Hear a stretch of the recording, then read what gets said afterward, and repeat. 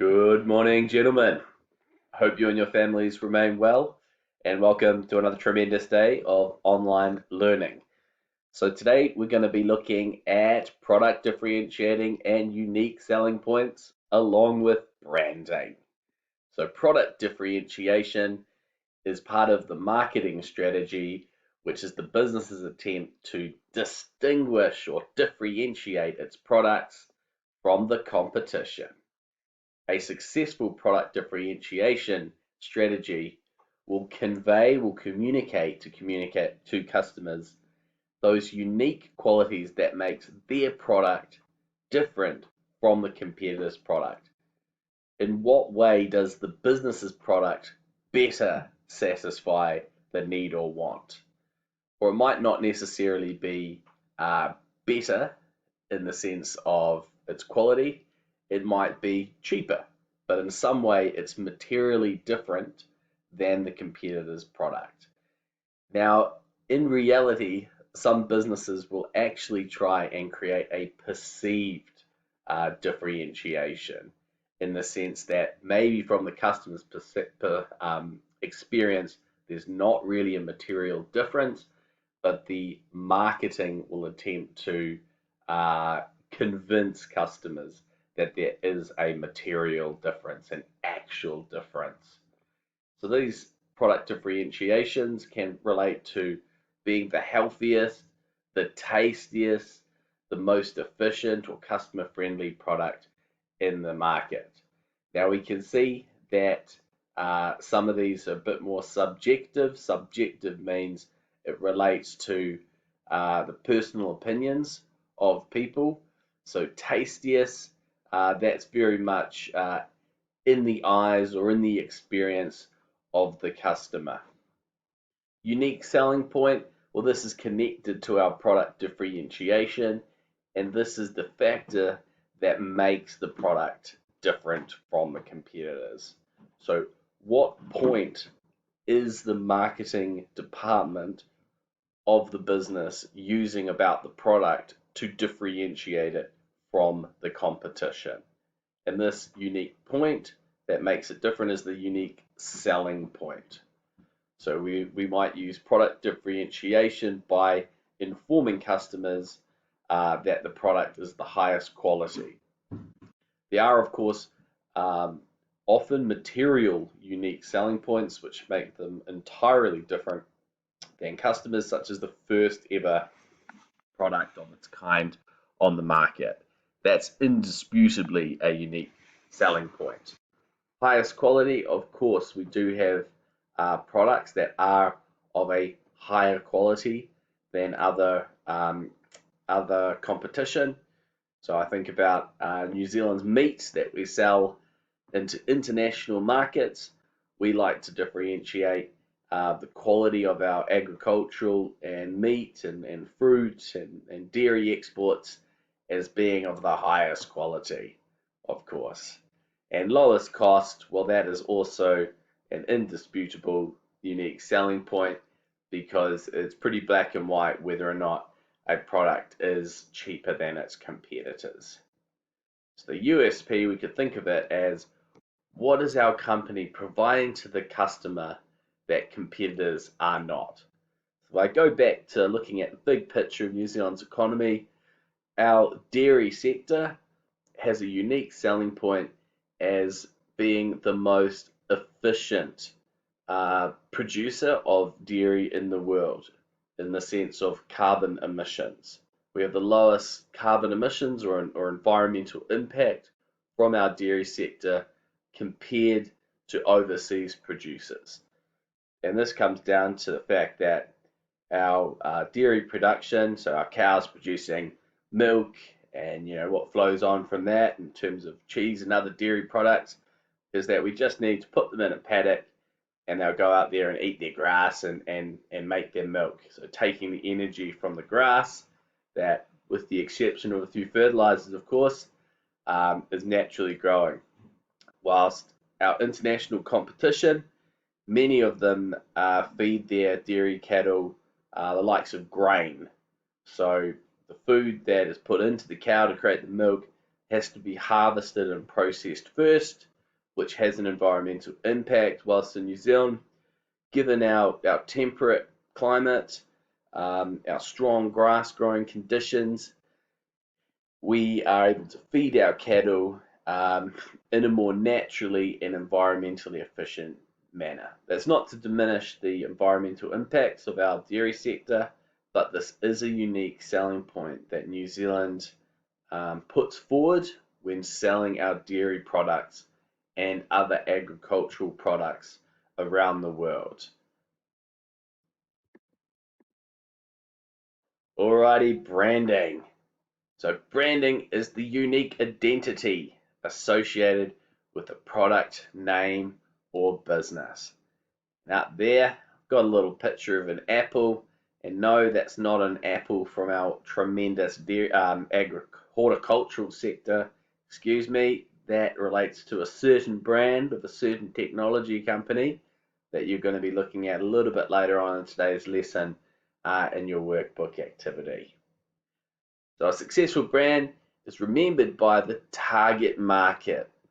So the target market is that market segment which the business has identified as being appropriate or more value to target, to focus their energies on selling the product to. So when there's a successful brand strategy and consumers recognize that brand and they trust the brand, it means that the business is able to charge a higher price.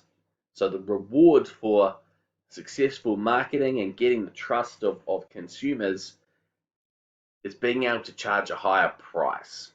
Because consumers see that there's lower risk in purchasing the product, lower risk in the sense that the product is much more likely to satisfy their need or want. If there's an issue with the product, the customer feels that they're more likely to have their issue solved by the business. So that allows them to charge the business to charge a higher price. With a successful brand and that identity of the business is known in the market, it allows businesses to launch new products more successfully, because that new product, it might not have any track record, any history of successfully meeting a need or want of customers, but because it's associated with that positive brand, that positive identity that customers trust, it's more likely that customers will go out on a limb or take a risk that to try this new product because it's associated with that trusted brand. So launching new products is risky because you're asking customers to spend their hard-earned money on a good or service that they've never tried before. But if it's connected to a successful brand, they're more likely to take that risk and put their hard-earned dollars into the business for the new product that they're launching. Having a strong brand makes the business more resilient. More resilient means it can stand up to the aggressive marketing or promotions from competitors.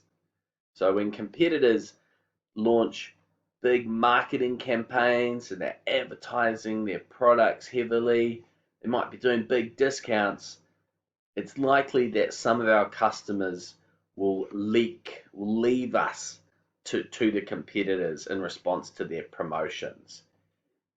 With a strong brand that has that unique identity which customers love, it's less likely that customers are going to leave us when our competitors promote their products to them.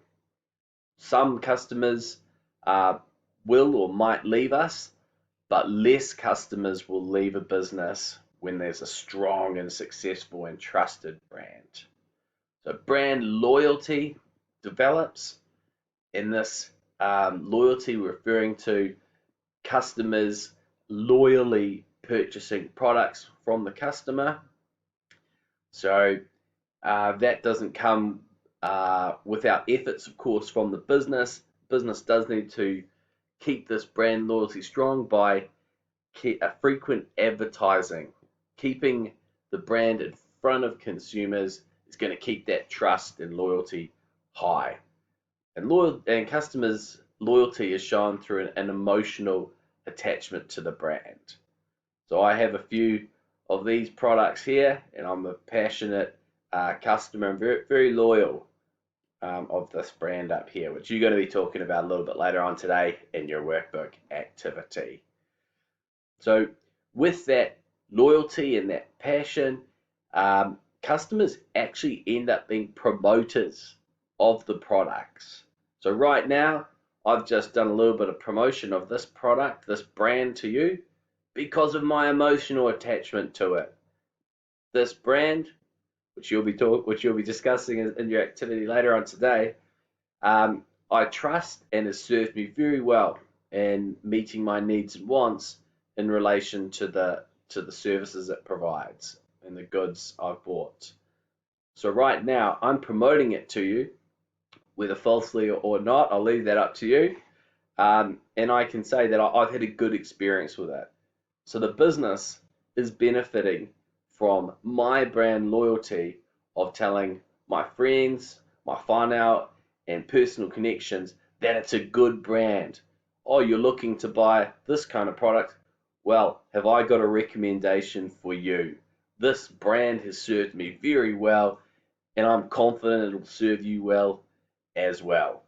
So that'll lead to more sales and less of a need for ongoing advertising to get the same amount of sales. Of course, we want to be advertising frequently, but if we've got our customers out there who are emotionally attached to the brand and they're passionate, they're going to be generating sales from us through word of mouth and talking about our product to their network. Some brands have become so famous that they've actually become words for the product themselves. And we would call this the ultimate achievement, that the actual product name has been replaced or displaced by a brand name of one of the businesses who supply the product. So here we've got an example, Glad Wrap. It took me a long time to realize that Glad Wrap is actually a type of cling wrap.